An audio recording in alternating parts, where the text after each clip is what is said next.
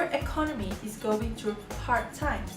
All the investors have to make a wise decision whether to accept or to reject a project in order to sustain in the industry.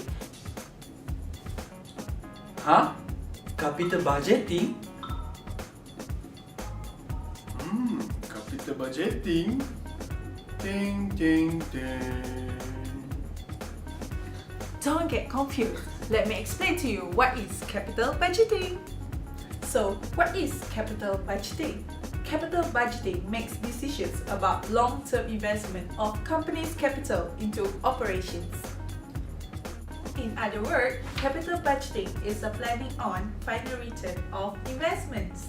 Machinery, real estate, new technology are all examples of capital budgeting.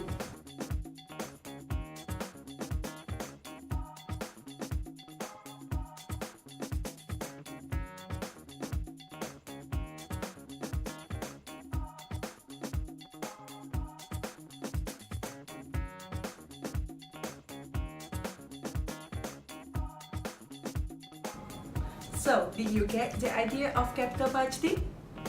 Oh. Wow, capital budgeting. Now I know capital budgeting.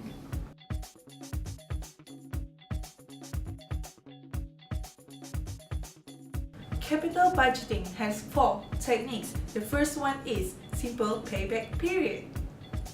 Simple payback period is a length of time required to recover the cost of an investment. I give you a very easy example. You have invested 1,000 ringgit. So how long is the payback period?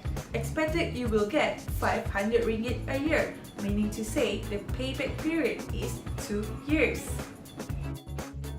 The second technique is net present value.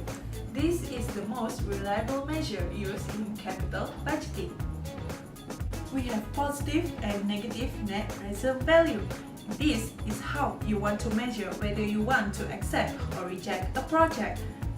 So, what you have to do is to compare 2 exclusive projects and accept with the highest net present value.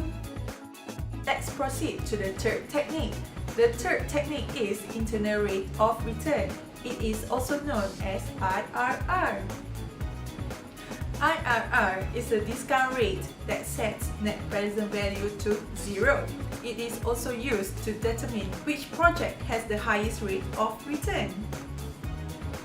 Oh, meaning to say the highest IRR, so it is better for your investment rate to your project. Very easy, right? It's as simple A, B, C.